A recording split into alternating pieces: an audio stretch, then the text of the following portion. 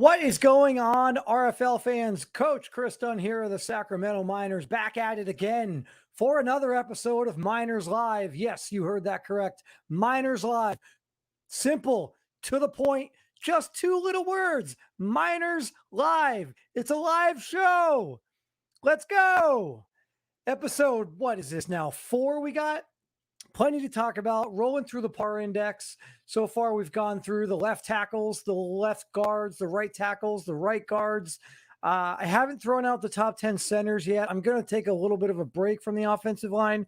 I thought maybe you guys got a little bit tired of it. So I'm going to switch things up a little bit. I'm going to talk a little bit of tight ends. We'll start talking a little bit about some of the offensive skill positions. So we'll break down some tight ends in the RFL this year. So certainly a lot to talk about there. But as always, before getting into anything, really just going to open up the show as I do with my little opening monologue. And for today's show, I'm really going to stress the importance of know who you are in the league, know your role in the league a little bit, know who you are, know what team you play for, know what your team has done, know that you finished in last place, know that you finished in first place, know everything that you can possibly know about your team before you start popping off at the mouth. That goes for here in the Discord, in the RFL. That goes for in real life, if you're playing football on the field. Like, one of the biggest questions that I always have, and I always question this because I didn't play football at the highest level. I didn't play football at the pro level. I didn't play football in college even. Actually, to be perfectly honest, the high school that I went to, we didn't even have a high school football team. So my high school, my football playing days ended when I went to high school. So football is probably by far the sport where you have the most trash talk. So it's hard for me to sort of have that input. So I often ask people, frequently, what is it about trash talk? Because so many people do it. Every single person who's ever played football talks smack. But why?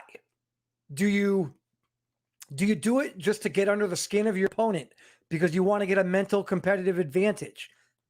Maybe a lot of people would say that. I think that there is something to that if you get under your opponent's head. But at the end of the day, I just look back and I think there's so many times where someone talks smack and they just look stupid. Like, I mean, straight up stupid. Whether it's because you're talking smack and you got burned on the next play, whether it's talking smack and your team that hasn't won in 6 weeks is up against a first place team. Regardless of what it might be, I see, of course, why am I not surprised? I see one person who says that they can answer the question of why you talk smack. And I'm not surprised that it's CP. What is it? Like, what is it that makes you want to talk smack to your opponent? And I say this because we see it in real life. We say it in real competitive football all the time. But even more so, I'm seeing it in the Discord. I'm seeing it especially with, and I guess I'll use you, CP, as an example, because you are in this new rookie class, and some people might say that you are a little bit outspoken and you are one of those people that likes to talk a little bit of trash. I don't think that you shy away from that, which is great. If you are that person who's going to talk smack, you certainly can't be the one to shy away from it. If you're going to be the one who's out there talking rip all night long, then you have to own it, and you have to be able to take it as much as you can give it. Because when you lose, and inevitably you will, or you get burned on a play, and inevitably you will, especially in the RFL, you have to be able to take it. Otherwise, just leave. Like, there's the door, just go. If you're going to be that guy who's going to sit there and go off at the mouth for an hour and a half on Discord or for 60 minutes on the gridiron, you have to be able to take it, because otherwise no one wants to listen to you. Nobody. A, no one takes you seriously, and B, nobody wants to hear it. No one wants to listen to the guy who's going to go out there and talk smack, ridicule, and bring down every single other player on the field.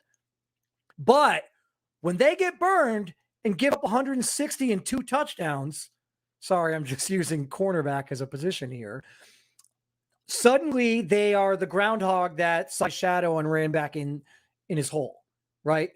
And it's 6 more weeks of winter, and oh my God, the world is ending, and I can't do anything. I can't leave the house. I'm just going to sit here and shut up. I know I have a lot of energy, and I can see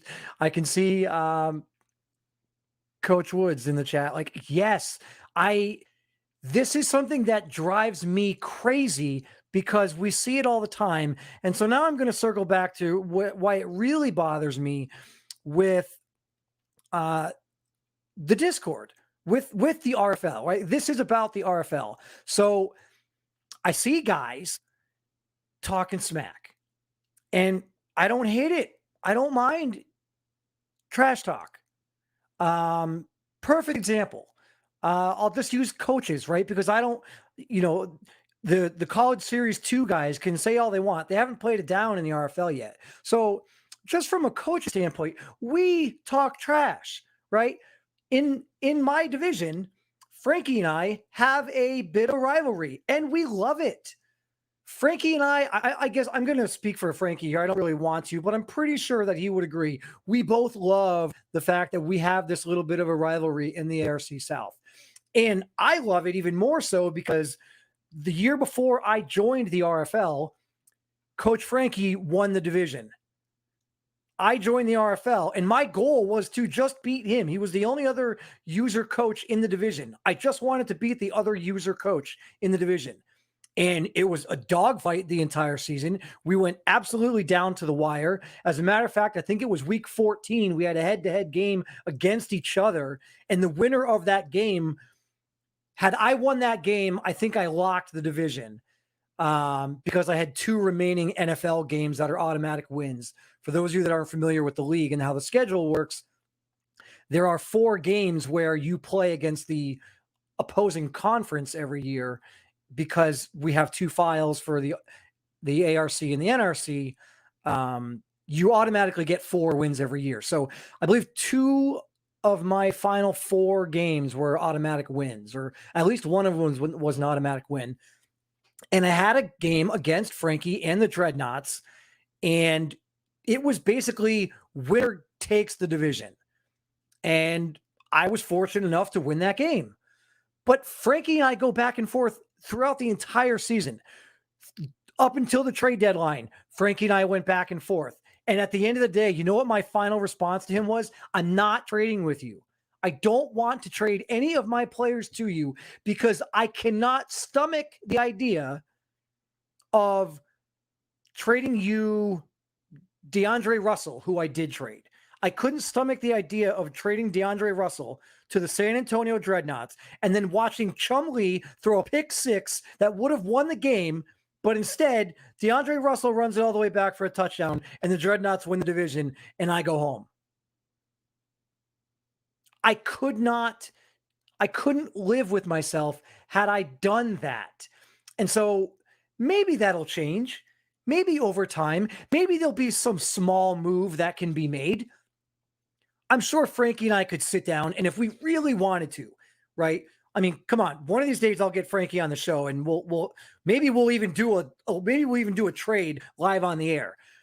But I do think there will come a time where I'm able to make that trade with Frankie. Right now, I look at Frankie, I look at the Dreadnoughts and the Miners and Frankie and I's relationship as one very similar to in Major League Baseball with the Red Sox and the Yankees. You just don't see it often. You're not going to see those 2 teams trading players. Sometimes you will see one of those players leave their team in free agency and go to the other team. Yes, that does happen. But it's very rare that you see them actually making a trade. So there's trash talk that comes with that. Frankie and I will trash talk. Mix trash talks. Bill trash talks. Everybody trash talks. We do it in the coaching ranks. But no one, for the most part, you don't trash talk or you don't start trash talking until you've done something. Until you have achieved something of relevance, something of substance, any kind of value. You don't have to win the Relo Bowl. You don't have to have your quarterback throw 5 touchdowns in a game. You don't have to have your defense shut out the opponent. You just have to do something of substance to give yourself a name, to at least for a little bit of time start trash talking. And some of these college series 2 guys that are entering the college or that are entering the RFL haven't played it down in the league, are literally a month and 5 weeks, 6 weeks away from the draft. We haven't even created the rosters yet for the season. Don't really know what your player is going to look like. Don't know anything about your player, how he's going to perform, how he's going to look on the field, what kind of playing time he's going to get, how, during the preseason, what is he going to look like? And so some of these guys need to settle down a little bit and sort of, I guess, slow your roll, right? And if you've paid attention to the Discord and some of the other news and notes around the league on the RFL news on Discord, RFL chat, RFL community, some of the other shows, podcasts, things that other coaches have,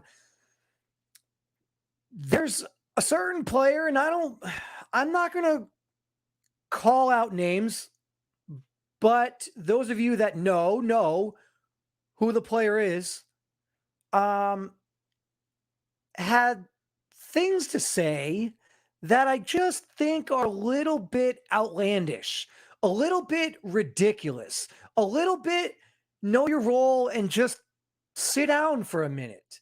And it's sad because a lot of these players were guys that I wanted on my team.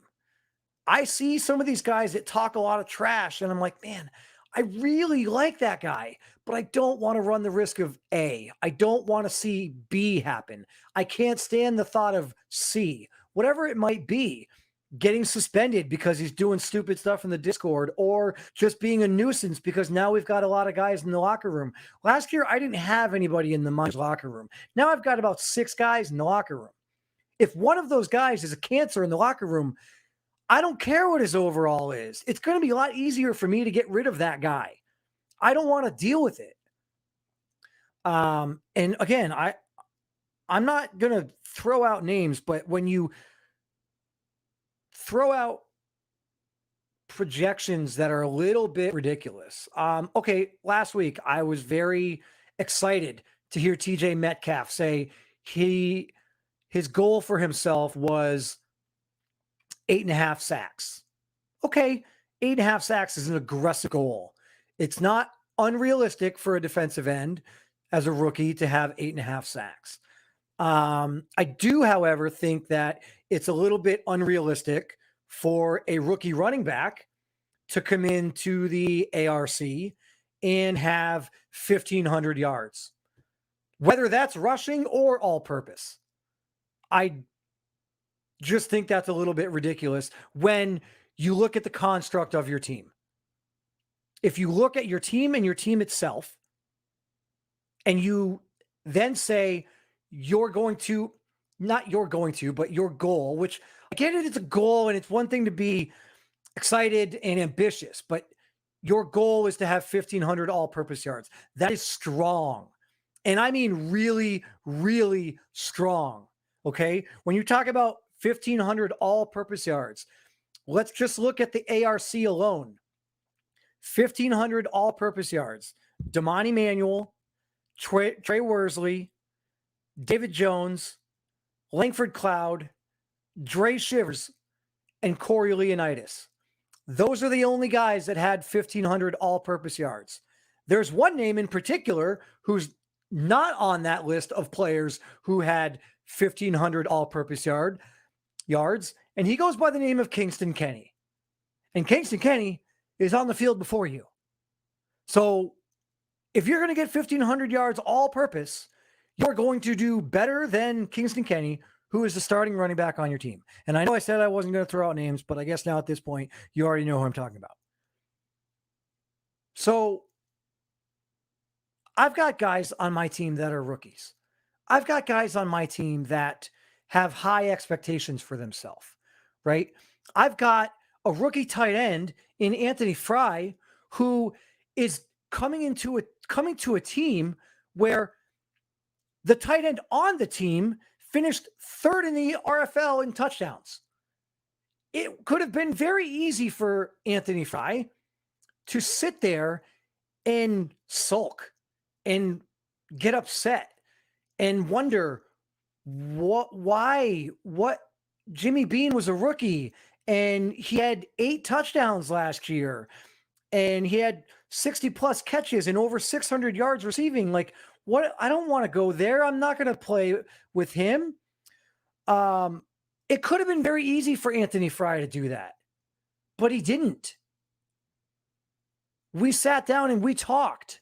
I had him on the show the first week of the show. The first thing I did was I brought him on the show and we talked on air. We didn't talk on air about everything that we would talk about off air. And him and I have had conversations. The things that we talk about offline and in our own private Discord, that's locker room talk. That's between us. That stuff doesn't go in the RFL chat. That stuff doesn't go in RFL news, RFL community. That stuff stays between me and my player. And I told him right off the bat, look, dude, I wasn't drafting you to have you sit the bench. I didn't trade 2 third-round picks so that you could sit the bench. I had 3 tight ends on my roster last year, and only one of them I gave a rip about. The other 2 were gone at the end of the year, or they weren't playing. One of them is gone in Drew Wilkerson, and he's now on the Aviators. I feel like it's just like an Aviators, almost like an Aviators bash session. I feel bad for Coach Back. I apologize. It's not what this is about. But Drew Wilkerson wasn't returning. He didn't fit what I wanted to do. I had a conversation with Coach Back recently. He's a perfect fit for what he wants to do. He just wasn't a fit for what I wanted to do. And so he was going. But I wanted to have 2 tight ends. And the other tight end that I have, I'm just not really a huge fan. But we had that conversation. The point is we have those conversations and you set realistic expectations. I just think that guys are going to get extremely disappointed and let down when they don't meet those expectations, or other people are going to hear it, like myself, and we're going to call you out on it because you're the type of person, and this gets back to what I said at the beginning. If you're the type of person that is going to talk all that trash, then we are going to give it back to you when the time comes. If you're going to throw out ridiculous expectations for yourself, or what some deem to be ridiculous, maybe I'm alone. Maybe I'm alone in this. If you guys out there listening, do you think that 1,500 all-purpose yards from a rookie running back who is the number 2 running back on his own team, do you think that is a little bit of a ridiculous ask? Because I do. And maybe that's just me. And maybe I'll be proven wrong. But I don't think that's feasible. When you look at the starting running back on the team last year, who was an absolute beast, and he didn't get 1,500 yards all purpose. He didn't even get 100 yards receiving, right? And that could be Coach Back's scheme. He doesn't run a lot. His running backs don't catch a lot of passes.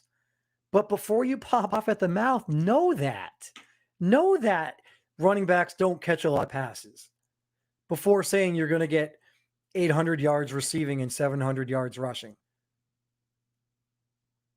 That's my point. That's where I'm throwing this out there now because I'm sorry that this particular person had to be the scapegoat for this. But I need everybody to know that Miners Live each and every week is going to be a show where you're going to get opinion. It might be good. It might be bad. You might love it. You might hate it, but you're going to get it. If I think you did something stupid, your player did something stupid, you might get called out for it. That's just the way that it is. If you're going to be the person who talks a lot of trash, you've got to also be the person that can wear it. Take the pie and just shove it in your face on occasion. Not all the time, just on occasion. And I promise you, I will be there. When Chumlee throws 4 interceptions in week 4 and everyone's calling him Bum Lee and you want to come at me, grab your torch and pitchforks, fine. I get it. I absolutely get it. I don't have a problem opening myself up for some ridicule. I wouldn't be hosting a live show every week if I wasn't okay with opening myself up for a little bit of ridicule. That's fun. That's part of the game. These rivalries, the trash talking amongst players and coaches, it's all great until it crosses a line, obviously, or B, until you become the person that just wants to lash out at everybody else, but doesn't really have the ability to take any criticism back when something doesn't go their way. So, trash talk. It is what it is. Everybody does it. Football is football. I don't know anybody who's ever played football that didn't talk a little bit of trash. I just think that there's ways to go about it. And that's it. I'm just going to leave it at that. Moving forward, let's get into a little bit of news. There is some exciting news around the RFL. For those of you that saw Commissioner Smitty has recently said that it looks like Chum Newton. Sorry, Roland, you got me good. Chum Newton, run him more. I don't like running. I'm not gonna run him. Why am I gonna run my quarterback when I've got Damani Manuel? This segment sponsored by Iced Coffee because it's good for you. Some news around the league. The College Series 3 will be starting up soon. And Commissioner Smitty recently came out and said probably about a week for him to create the generic players, and not much after that before the actual season starts. So there's a possibility we're looking at, if there's depending on when they want to kick the league off, depending on when Smitty and Mix and Bill get together and all decide the schedules align, and we're a go for College Season 3, College Series 3. If it's going to be Thursday night kickoff, Friday night kickoff, we could be looking at September 9th, September 10th, very possibly, and probably that weekend. So lots of exciting things around the College Series. Rosters are almost done. The generics are really going to be interesting. Guys, if you're not paying attention to the generics, you're missing out. Really, really, really pay attention to the generics. I know I said this a couple of weeks ago, but we've got teams like West Virginia and Baylor and Notre Dame and North Carolina with like over 20 players. But we've got teams like, I think Florida State was one of them. There's a couple other teams that don't have any. Chumlee is the Sacramento Slinger. There's some teams in the College Series that don't have any submitted players. So that means they're going to have quite a bit of generic players. Those generic players are eligible in the RFL draft. So don't just watch the submitted players, the guys that are in the Discord. Know the names, print out the names, follow those guys. Especially I don't have to say this for coaches. Coaches already know, but especially for you College Series 2 guys that are now in the RFL, because those guys are going to be your teammates. Granted, they're not user-submitted players, but they're going to be your teammates. So get to know them. Get to know your future offensive line mates. Get to know your future running back mate. Get to know these guys. They're going to be created in the next week. And then the College Series 3 will be kicking off probably, if everything goes to plan, like Smitty said, we're looking at probably the weekend of September 10th, 11th. Maybe we'll have a Thursday night kickoff, which might be interesting. It might be, they might not want to do that because that would coincide with the NFL kickoff. So certainly something to think about. You might not want to have the first College Series game the same night broadcast live as the first actual NFL game. It might be a bit of a conflict for a lot of people. So that's something that we'll have to think about, but certainly maybe Friday, maybe the day after. That could be the first night of the College Series. Who's it going to be? We don't know. But one thing I will stress, get to know the College Series, get to know those guys, because the season's coming up. Next order of business, the Trivia Thursday, right? Every week, for those of you that follow the Miners at Miners RFL, or on Twitter or on Instagram, at Miners RFL on Twitter, at Miners RFL on Instagram, or if you subscribe to the YouTube channel, please, guys, if you don't already subscribe to the YouTube channel, I know I threw this out on Twitter. We've had a lot of great comments, a lot of great guys in the chat already so far tonight. We had 29 subscribers in the first 3 weeks of the show, and my goal was to try to get to 50 before the College Series starts. So I didn't get a chance to check before we went on air tonight, but I believe we're up over the 30 mark. I want to say maybe we're close to 35. I really, really do want to make a push. Help me get to 50 subscribers before the College Series. That would be a huge goal that I set for myself. One that I felt was a little bit realistic when I had 29 subscribers in the first 3 weeks.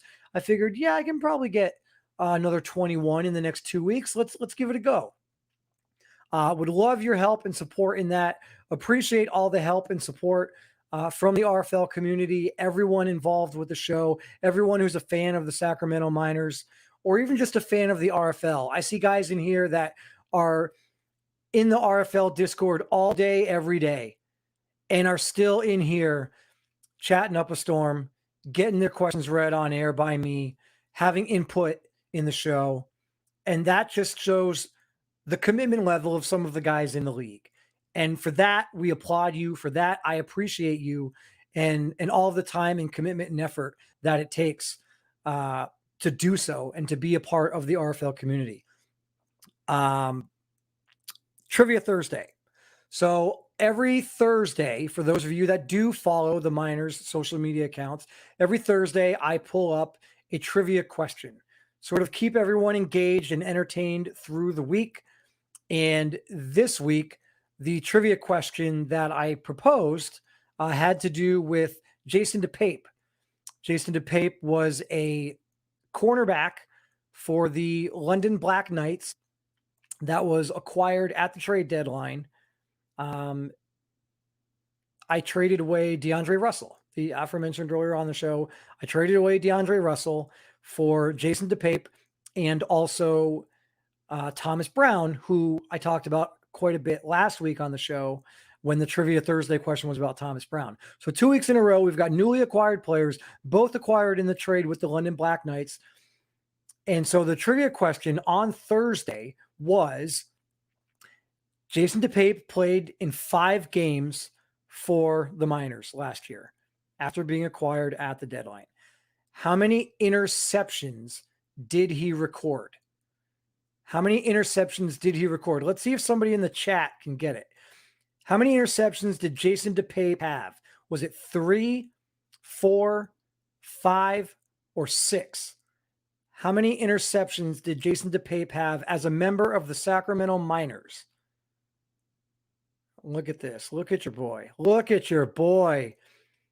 I guess I'm going to give Anthony Fry a little bit of credit, even though it's not really fair because he's a part of the team now. So I expect you, Anthony Fry, to know this stuff. This is the kind of stuff that makes you a good locker room guy, knowing your teammates. We see some other guesses out there, 4. A lot of people guessed 4. No, 5 games last year for Jason DePape, 5 interceptions. As a matter of fact, and I know Frankie isn't going to like this when he hears it, but 3 of those 5 interceptions came in that game against the San Antonio Dreadnoughts towards the end of the year that helped clinch the division for us. So huge game for Jason DePape, huge game for us. Talked about it a little bit earlier, but Jason DePape, a huge contributor last year. Super excited for what he's going to do moving forward. It wasn't easy to trade DeAndre Russell based on his talent, but it was easy to trade based on the contract coming up at the end of the year and not wanting to give him the money that he was going to be asking for. I look at a guy like Last Chance, and I couldn't give DeAndre Russell the money that I am going to need to give Last Chance. So I had to make a decision. I decided it was more important to let that money go, let DeAndre Russell go, and put myself in a better position to sign Last Chance. We talked about it last week, upcoming free agents. Sign guys like Damani Manuel, Buck Ulbrich, Dariantre Machiavelli. Like, for those of you that watched last week's show, all 3 of those guys are free agents at the end of this year. It's not going to be easy for me. How we doing, Leo Moon? Good to see you out there, bud. It's not going to be easy for me. It's not. Last Chance, you. Guys with some good ones tonight in the chat. So Jason DePape has 5 interceptions. Excited about him and his contributions moving forward. DeAndre Russell's gone. DePape stepped in, played admirably as that number 2 corner. And also have a guy like Keyshawn Hendricks on the roster, who I'm expecting big things from as well. He didn't get a lot of playing time last year. Door was open for him a little bit to get some more playing time. So you're going to see some guys. You're going to see a couple guys at the cornerback position, especially, that you probably didn't see getting a lot of PT last year. I think in terms of the safeties, pretty much the same names that you're used to. But the cornerback position, you're likely to get a couple of new names in there, really giving a couple guys a chance to shine. So that'll be interesting.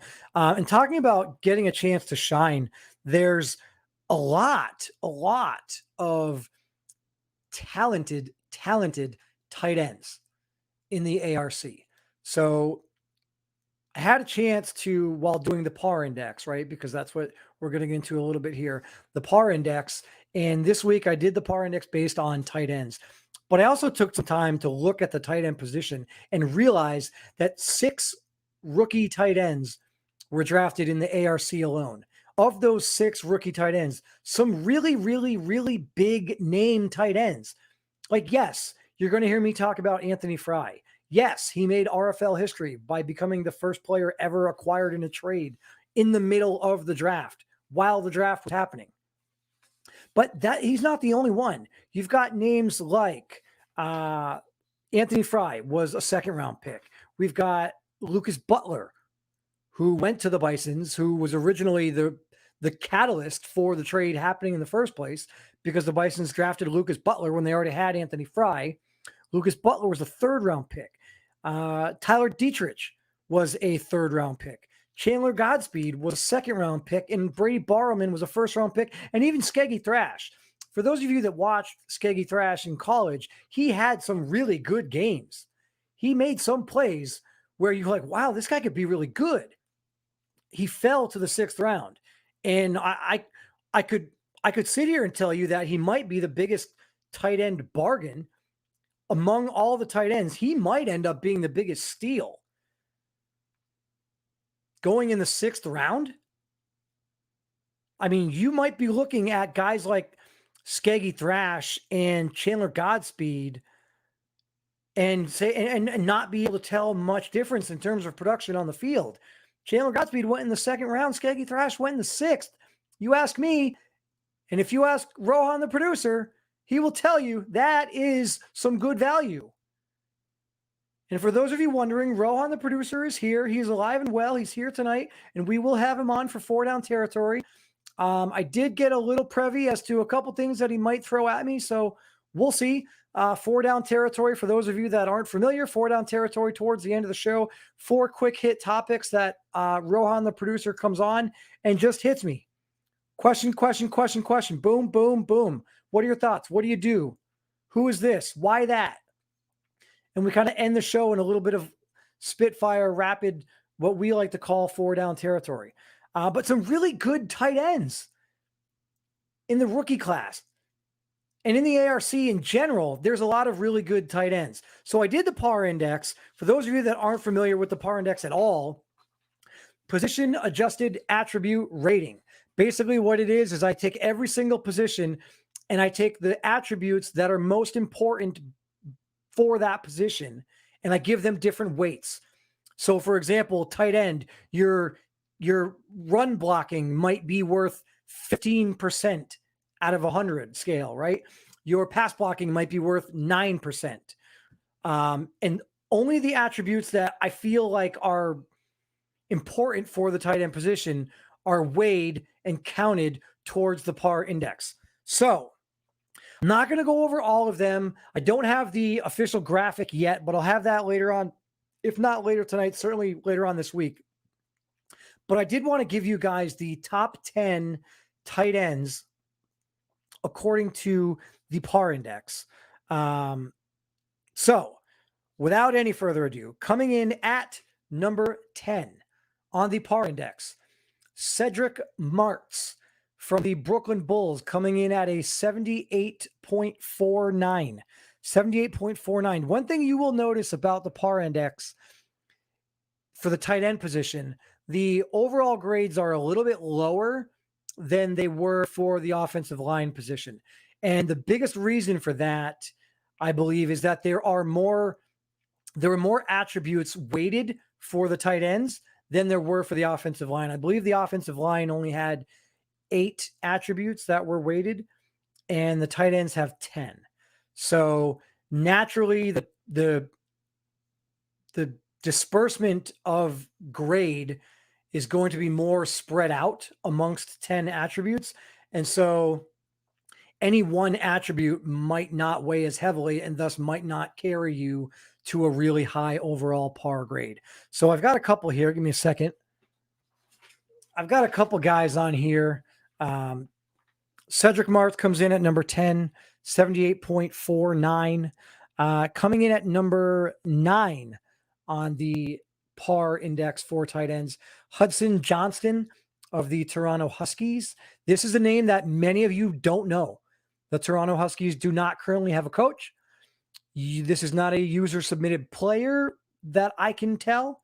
If he was prior to me joining the league and is not active or involved anymore. So Hudson Johnston comes in at a 78.5 for the Toronto Huskies. That's a name to look out for. He is a vertical threat tight end. So for those of you that like the vertical threat tight end, this is a guy that might fit your scheme. This is a guy that might be of interest to you to watch. This is a guy that maybe some of you other coaches are interested in acquiring in free agency, or maybe acquiring via a trade, if this is the archetype that you like to look for. So number 9, Hudson Johnston of the Toronto Huskies, in at 78.5. Coming in tight end number 8 on the list.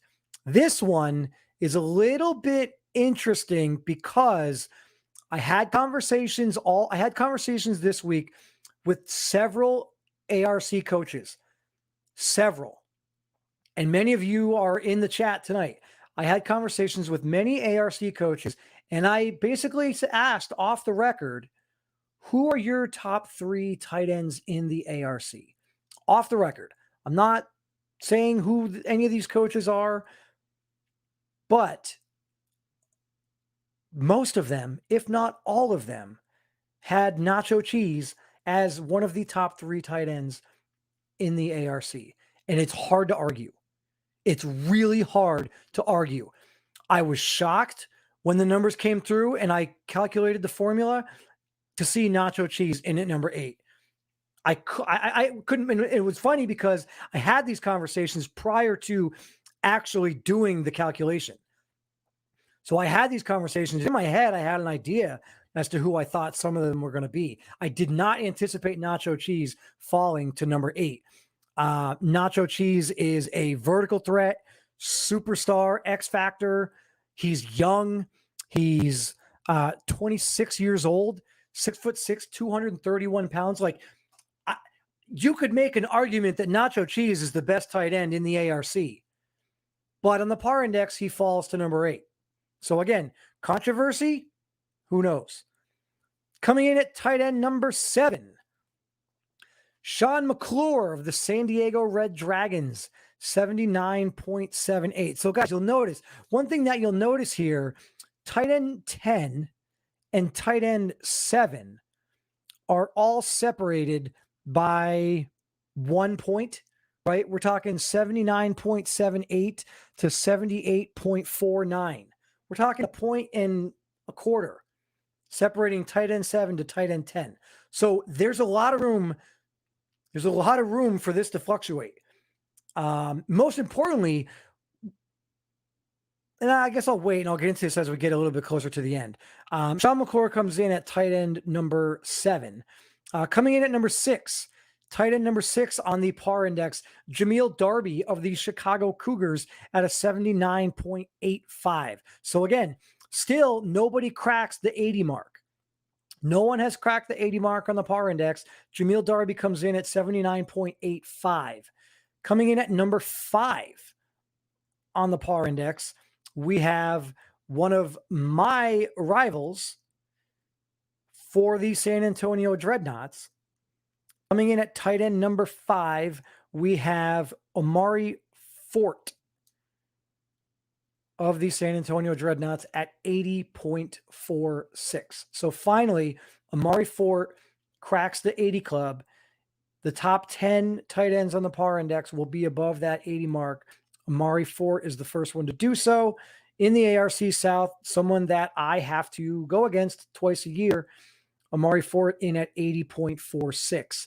Tight end number 4 on the PAAR Index, Samuel Peterson, Oklahoma City Bisons. Again, another ARC South tight end that I have to go against twice a year. Comes in at 80.57. Next up on the list, this is where we start to get a little bit of chalk for the ARC. And this is where a lot of the conversations about top tight ends came up. And in at number 3 is Rainey Shropshire of the Portland River Hogs and at an 80.97. You cannot dispute Rainey Shropshire. When you look at the numbers for Shropshire last year, 1,133 yards receiving. He had 102 catches. He was the only player in the ARC to have over 100 catches, and he's a tight end. No wide receiver did it. 102 catches for Rainey Shropshire last year, 1,133 yards. And he might get overlooked because the River Hogs didn't perform that well. They're not a user coach team, but Rainey Shropshire certainly deserving of tight end number 3 here on the PAAR Index. Again, another guy that you could make an argument could be even higher. Coming in at number 2 on the PAAR Index for tight ends. Again, for those of you that watch the college series, this shouldn't come under the college series. I'm sorry, the RFL last season. This should not come as a surprise.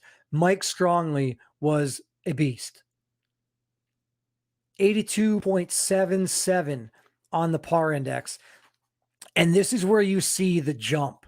This is really the biggest jump. The jump from 3 to 2 is greater than the jump from, or just about equal to the jump from 10 to 3. That's how good Mike Strongley is. That's how good he was last year for the London Black Knights. You want to look at some of his numbers. Over 1,000 yards receiving. 1,053 yards receiving for Mike Strongley. You want to look at his receptions. 92 catches. Second amongst tight ends in the ARC behind only Shropshire. And then on top of that, he led all tight ends in touchdowns with 10. So he was second in yards, second in receptions, first in touchdowns. Mike Strongley in at 82.77. Your number 2 tight end, according to the PAAR Index. Which means the number 1 tight end on the PAAR Index is Luciano, another ARC South tight end.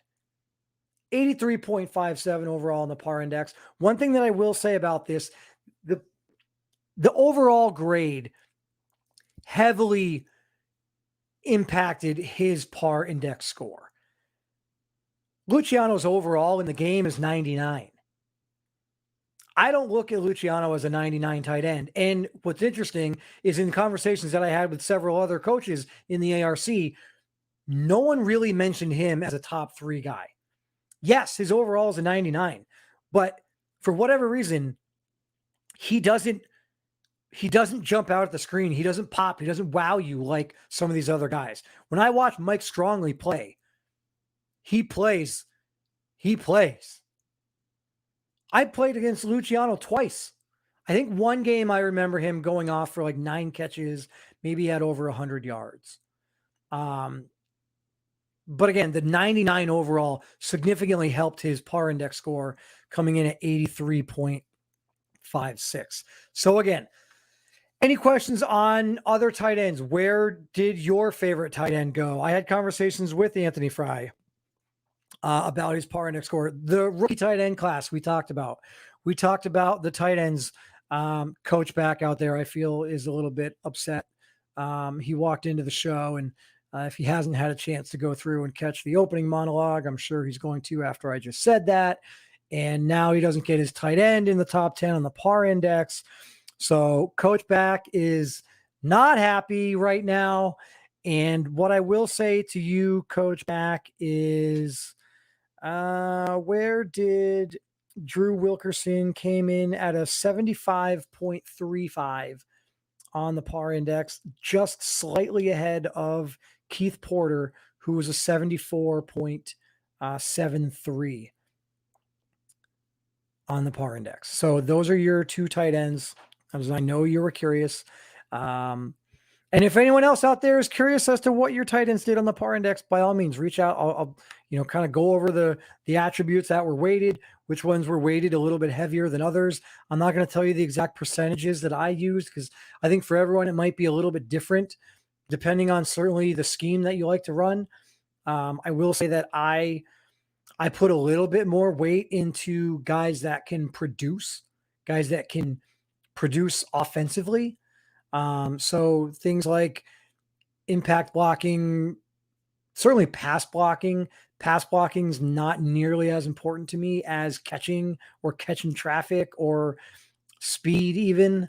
There's a lot of fast linebackers in the RFL. So, it's kind of nice if you have a tight end that can at least come at you with 85 or 86 speed, because most of the linebackers are going to be above that 83 speed.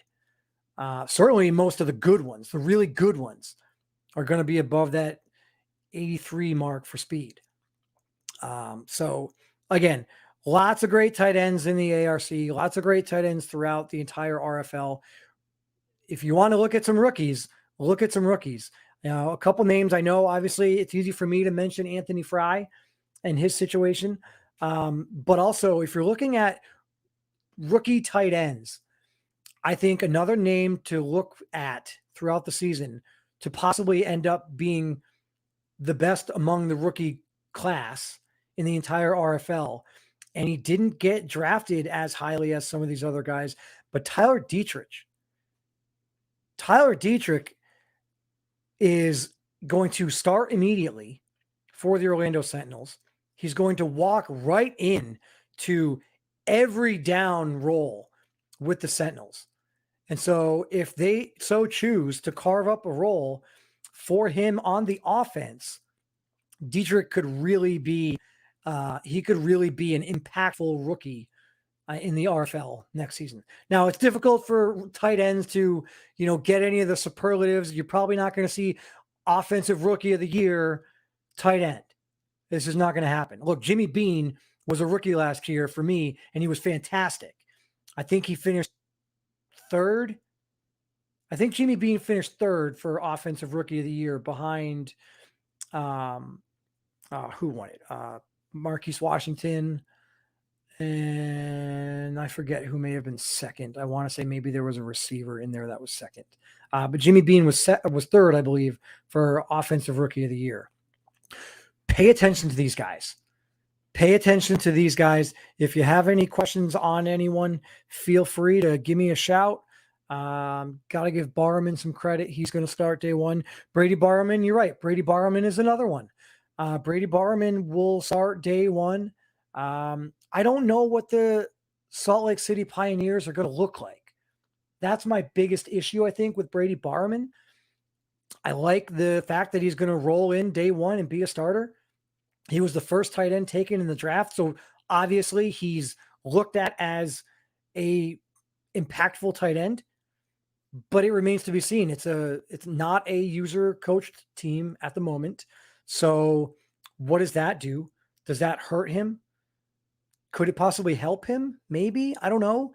Typically it's beneficial, I think, for guys to have user coaches, because you can kind of manipulate to your scheme based on what you see.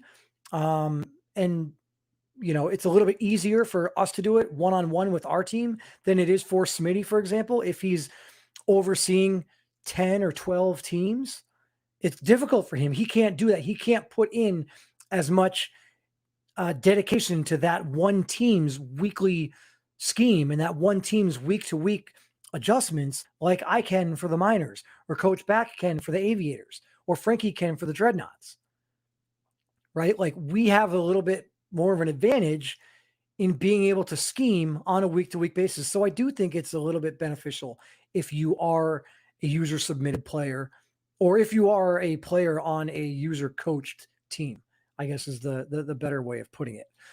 So lots of great stuff from the tight end position, guys. If you aren't already, at Miners RFL on Twitter, at Miners RFL on Instagram, we'll have some more great content and great stuff with the PAAR Index. Not sure what position I'm going to do next with the PAAR Index. I might go wide receiver. Maybe I'll actually pose that as a poll question. You know what? I'm going to pull that. I'm going to put a poll question up at Miners RFL, and the poll response will determine what position I do next for the PAAR Index. I'm going to leave it to you guys. We've already done offensive line with the exception of center. I'll probably wait till the end to do that because it's just not that exciting for the league and not a lot of user submitted guys. But I will put a poll question up. What position would you like to see the PAAR Index next? So tight ends, you saw today, the top 10. I'll get a graphic up. Maybe I'll even do a graphic of like a small graphic of the top 20 or something, just because there are so many. I did do the top 2 tight ends for every single team in the ARC. And some teams I even did the top 3 tight ends if you had a rookie that was drafted. So for example, the Oklahoma City Bisons had 3 tight ends graded out because Lucas Butler, I graded out because he was a rookie. So I'll get more of that out there. Let me know what position you guys want to see. Again, I'll have that up for you just after the show. I'll have that poll question up immediately after the show ends. What position would you like to see the PAAR Index break down next? But for now, let's roll into the good stuff. Let's roll into 4 down territory with Rohan the Producer. It is that time of night. Rohan, what's going on, good buddy? Hey, what's good, Coach? I'm ready to do another edition of 4 down territory, man. All right, 4 down territory with Rohan the Producer. I'm going to take another sip of my iced coffee because I might need the energy to get through this one. 2 weeks ago, you drilled me. Last week, it wasn't as bad. Let's see if you're going to take it easy on me this week. What do you got? First down.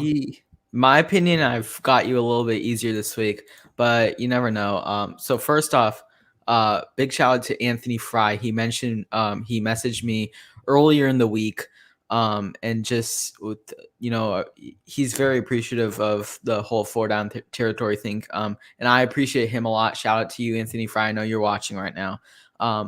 So yeah, I can't wait for you to succeed with the Miners this season. So he suggested for me to ask this question because I asked him if he had any advice or anything he wanted to know for me to ask you. So he wanted to know, how do coaches game plan? Specifically, do they stick to their own team's strength and game plan from there, or do they game plan off of your opponent's weakness? So the cookie cutter answer here and the sort of obvious answer is both, right? I would imagine you don't want to try, and I'm not really going to divulge too much into my particular game plan, but for the most part, you don't want to shy away from your strengths. So, naturally, if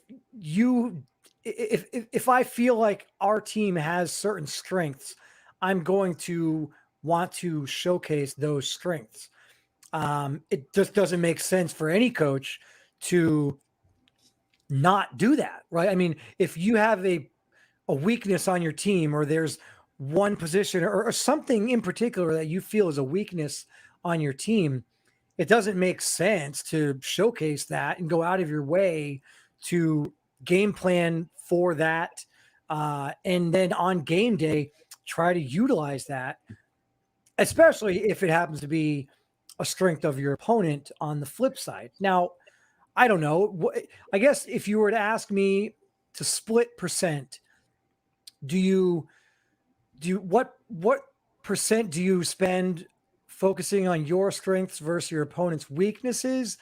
I would say it's probably like 70-30. Worry about your own strengths before you start worrying about other teams' weaknesses. Quite honestly, I don't necessarily care about other teams' weaknesses as much as I care about their tendencies. Okay. I mean, everyone could call a weakness something different, right? Like I might think that the Chicago Cougars have a weakness at X position, but Mix might think that's a strength. For whatever reason, we might be looking at it from completely different lenses. And so, I don't really try to look too far into what other teams are doing unless there is a huge outlier, unless there is just something that really stands out. Then maybe I'll take an extra thought, an extra moment, and look at it that way. Second down, what do you got? All right, so we've seen dark horses in the RFL past seasons. It's nothing new to this league. Especially last year, you had the Snowhawks, who I believe were the dark horse of season 6. They were a good, they were a playoff team. They were expected to be decent, but they were probably expected to be eliminated in the wild card round. And I forget who they played in the wild card round, but I think they played the Salt Lake City Elks. Yeah, correct. I believe. I think that's so. What Yeah, they played. They were probably expected to be eliminated by them, but they went all the way to the Relo Bowl and on the way eliminating the 1 seed Desperados. So that was a big shock. Obviously, they were expected to have success and go to the playoffs, but no one imagined them going this far into the Relo Bowl before getting smoked by the Celtic Tigers. But anyways, that's not the point. What's a team this season that's on the lookout? Either a team that's expected to not be a playoff team or be really bad and make it to the playoffs, or like last season, a decent team that's going to go really far. So a team that didn't make the playoffs last year, that I think could make the playoffs this year, I think there's several. If I was looking at just the ARC, I look at a team like the London Bulldogs, who had 3 first-round draft picks, didn't make the playoffs last year.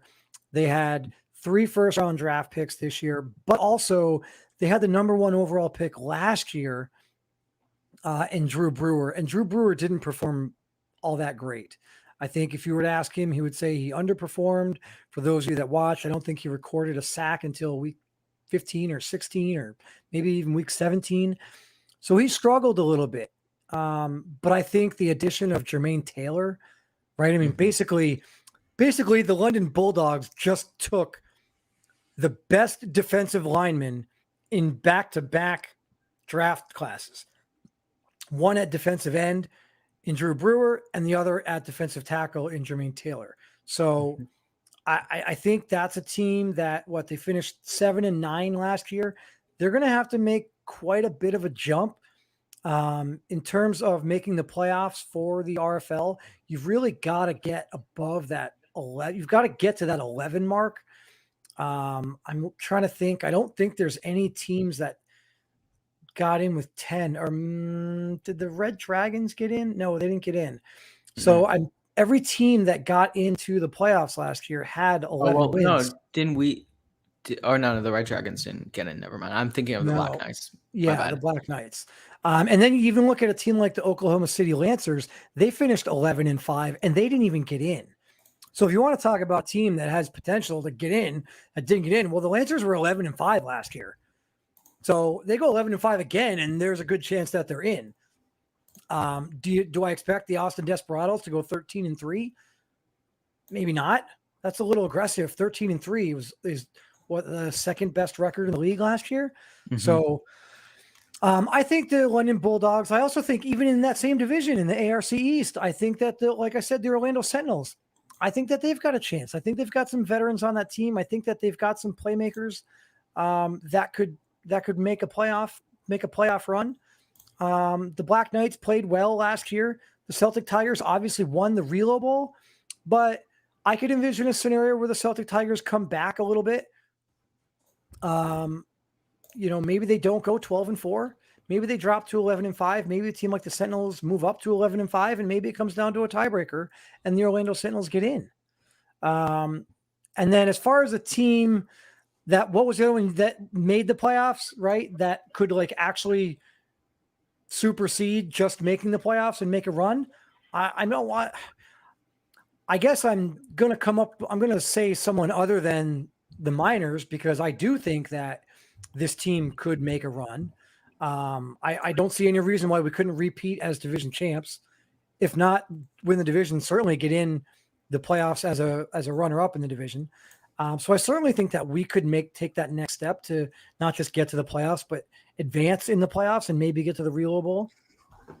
And then I guess another one that I look at, I guess I really don't know, because a lot of these teams were really good. I can't really say the Austin Desperados, because I think they might come back to earth a little bit. You know who I guess I kind of like that didn't do as I like the Diablos.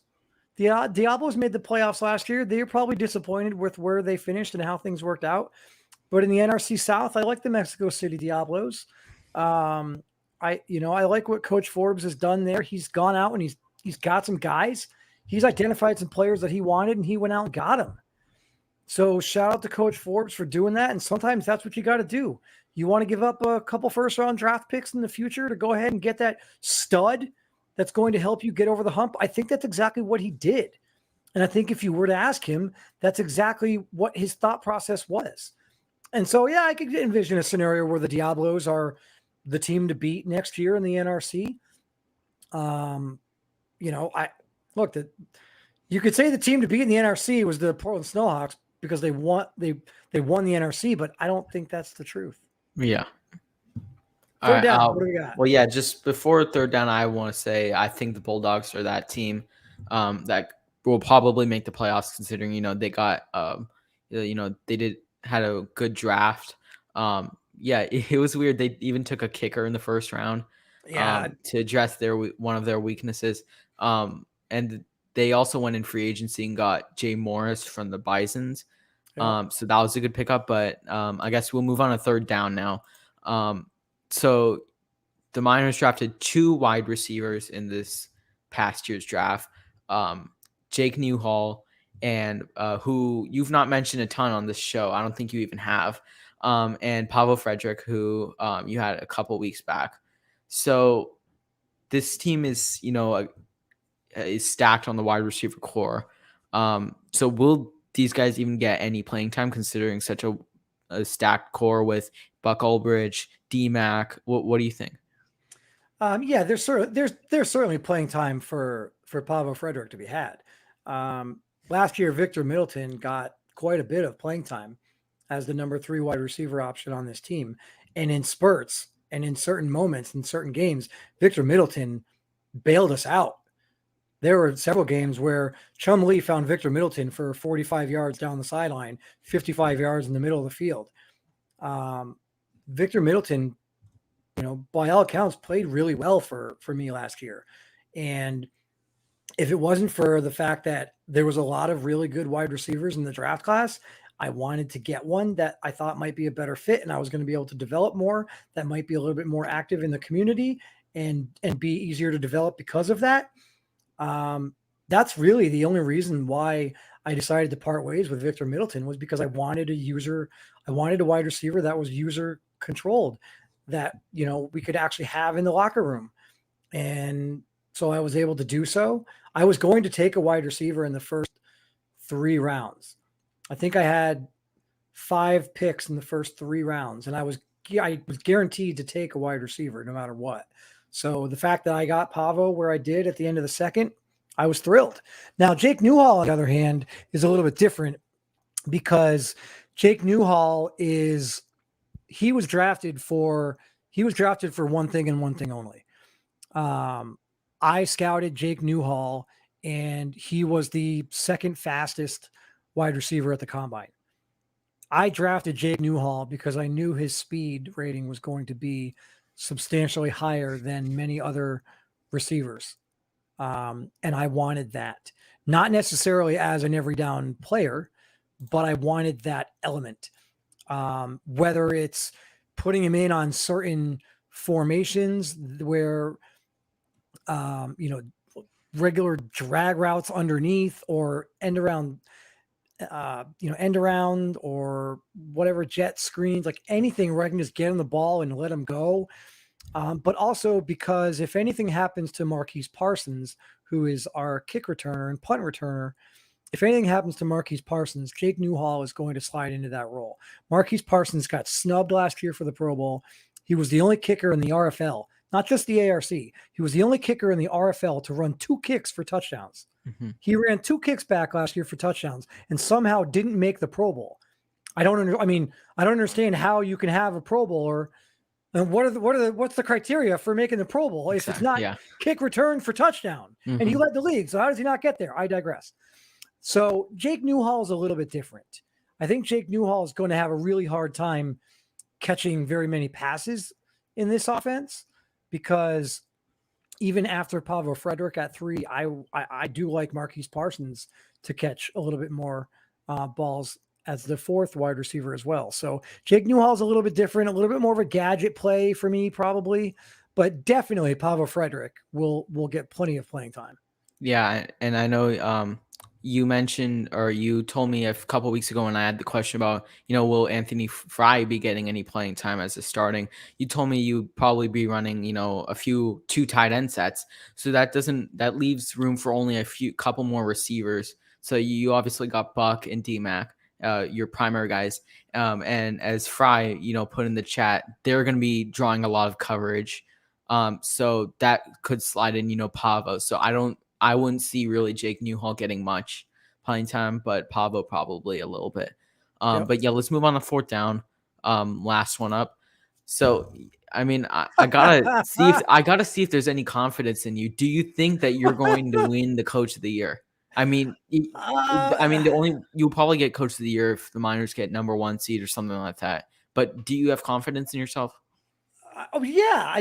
Look, I was a rookie coach in the league last year, and we won the division. We went 12-4. And if the playoff format hadn't got shifted so that only one team got a bye, we would have had a bye. So for a rookie coach to come in and basically earn a first round bye in the playoffs, win the division 12-4, I mean, yeah, absolutely confident. And then did I go out and get some guys that I think that made the team even better this year moving forward? Absolutely. Didn't really lose any major pieces that weren't, very easily replaced in the draft. So I certainly don't think this team got worse. Now, look, 12-4 is not easy to do. If you look back at our record, if you look back at our schedule last year, I believe we won 9 games in a row or 10 games in a row.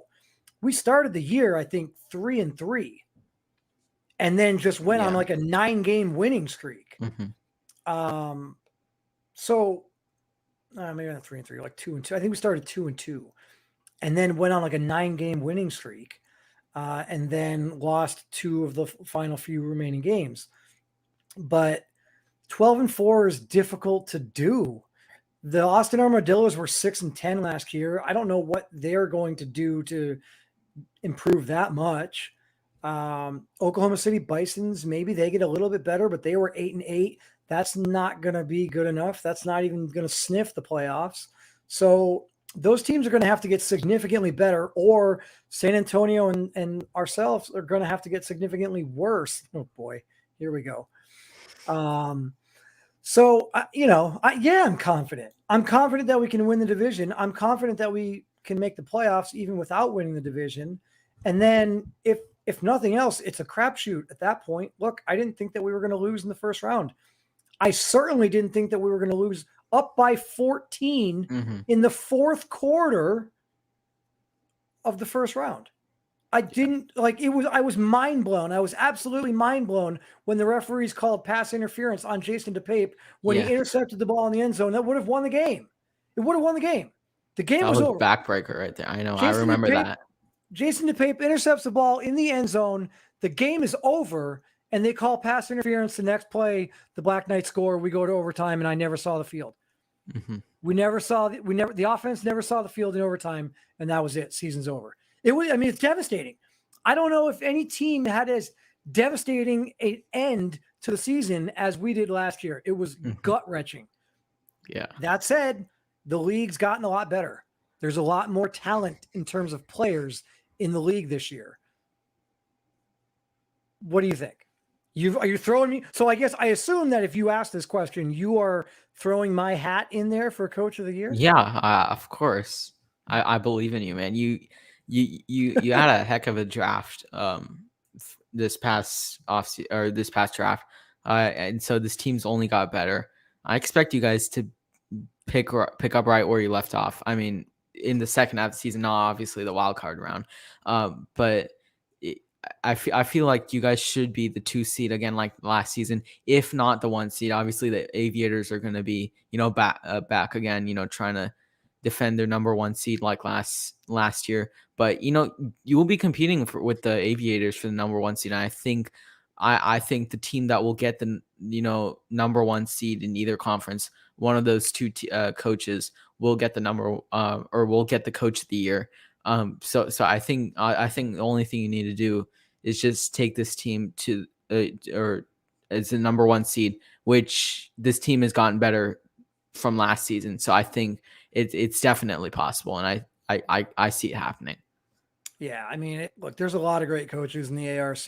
There's a couple of really good squads in the ARC North. I mean, look, San Antonio in our own division, Frankie's great. There's some other good coaches, and who knows what. Look, I was a rookie coach last year, and I joined the league at about this time last year, and now here we are. So the Coach of the Year next year might not even be in the league right now. Right? I mean, there's a chance that whoever wins Coach of the Year comes in and takes over for, one of these user coach teams right now and takes them to the playoffs. If somebody inherits the Austin Armadillos, who went 6-10 last year, and turns them around and they go 12-4 and they win the division and they beat me and they beat Frankie to win the division, yeah, that guy's coach of the year. I don't care what Mix does with the Cougars. I don't care what Coach Back does with the Aviators. If somebody comes in and inherits the Armadillos and turns them around, or the Salt Lake City Pioneers and turns them around and does something outlandish like 12-4, absolutely. I mean, look, the Cougars and the Aviators and the Miners and the Dreadnoughts, I feel like at this point we're probably expected to do well, which may or may not be fair, but certainly Mix, when you look at the Cougars, when you go out and you draft a guy like when you go out and you get a guy like Geno Gannon, right, and you have that as your quarterback, like you're kind of expected to do really well. And so that's hard. That's not necessarily fair for him, right? I think it's a lot easier for him to lose. I think it's a lot easier for him to say that he was a disappointment than he was coach of the year, because too many people are expecting him to be, you know, top 2 or 3 coach every single year when you have a guy like Geno Gannon going out there. And I mean, I don't know all the guys on his roster, but the roster's loaded. You saw the offensive line. I named them. I basically dubbed them the best offensive line in the ARC. They've got a stud quarterback on the come up with Gannon. I mean, why wouldn't he be the front runner at this point?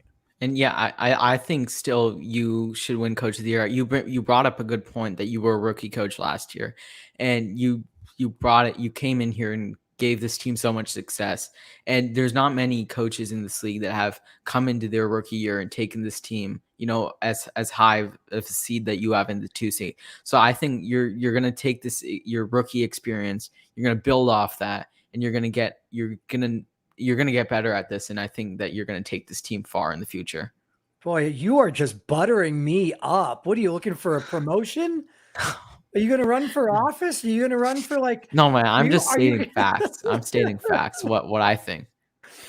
All right, man. Well, I appreciate it. 4 down territory with Rohan the Producer. Good ones tonight. That last one's a doozy. Yeah, it'll be interesting. Who knows? Maybe coach of the year, Kris Dunn.